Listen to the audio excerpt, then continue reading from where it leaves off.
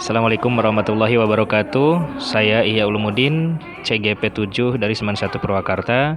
Saya di sini akan membahas tentang koneksi antar materi, kesimpulan dan refleksi modul 1.1. Demikian, ini adalah profil saya dari mulai nama, instansi, sampai WA, dan seterusnya. Yang pertama, tentang penjelasan mengenai pemikiran Ki Hajar Dewantara. Ada 4 poin yang ingin dibahas. Yang pertama adalah pengertian pendidikan dan pengajaran.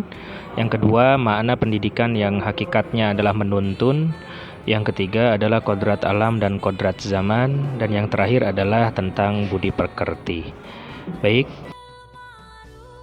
demikian perbedaan dan persamaan tentang pendidikan dan pengajaran. Yang pertama adalah pendidikan, yakni memberi tuntunan terhadap segala kekuatan kodrat yang dimiliki anak agar ia mampu mencapai keselamatan dan kebahagiaan setinggi-tingginya, baik sebagai manusia maupun sebagai anggota masyarakat. Sedangkan pengajaran merupakan bagian dari proses pendidikan atau transferan ilmu pengetahuan dari guru ke murid untuk kecakapan anak lahir dan batin. Bahkan pendidikan juga merupakan wadah untuk bisa menjadikan manusia yang beradab dan berharkat dan martabat mulia. Nah, Ki Hajar Dewantara meyakini bahwa untuk menjadikan manusia yang beradab, maka pendidikan merupakan kunci utama untuk bisa mencapainya. Demikian adalah trilogi pendidikan Ki Hajar Dewantara. Ing ngarso sung tulodo, yakni di depan harus menjadi teladan. Ing madya mangun karso, di tengah harus bisa membangun semangat dan motivasi. Tuturi handayani, dan ketika di belakang harus bisa memberikan dorongan. Berikutnya adalah kita bahas tentang makna menuntun. Yang dimaksud menuntun di sini adalah menuntun segala kodrat yang ada pada anak agar mereka dapat mencapai keselamatan dan kebahagiaan yang setinggi-tingginya baik sebagai manusia maupun anggota masyarakat. Sebetulnya ada 3 hal di sini. Siswa diibaratkan sebagai benih atau biji yang disemai dan ditanam. Kemudian pendidik diibaratkan sebagai petaninya. Sedangkan petani tidak bisa mengubah kodrat benih tanamannya, tapi bisa memperbaiki pertumbuhannya. Begitupun seorang pendidik terhadap murid atau terhadap peserta didik.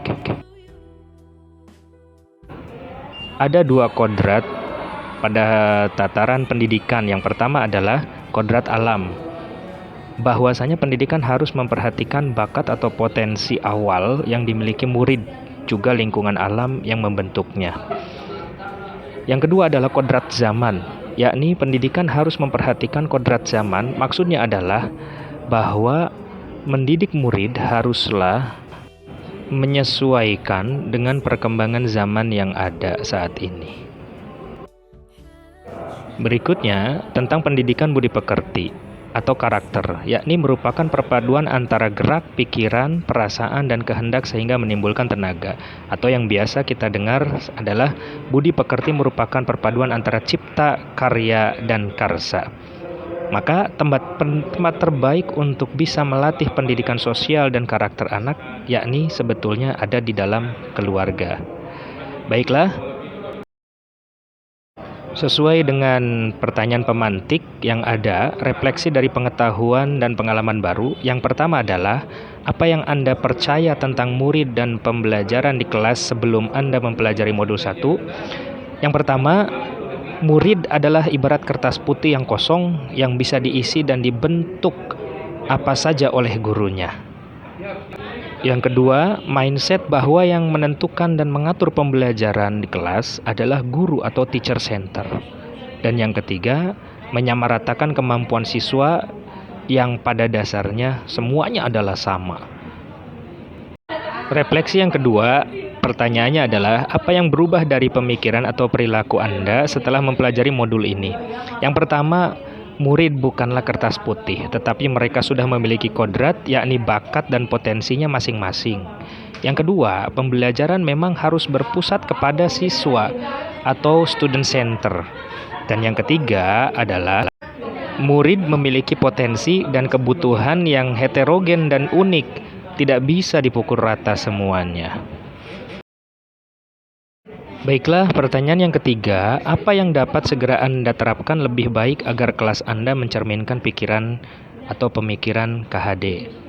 Yang pertama, merancang KBM yang bisa mengakomodir keterlibatan semua murid. Yang kedua, merancang KBM yang menyenangkan namun tetap bermakna. Dan yang ketiga, menginternalisasi pesan moral dan penanaman budi pekerti. Dan yang terakhir, memanfaatkan teknologi dan metode sesuai dengan kodrat zaman. Demikian, terima kasih banyak. Assalamualaikum warahmatullahi wabarakatuh.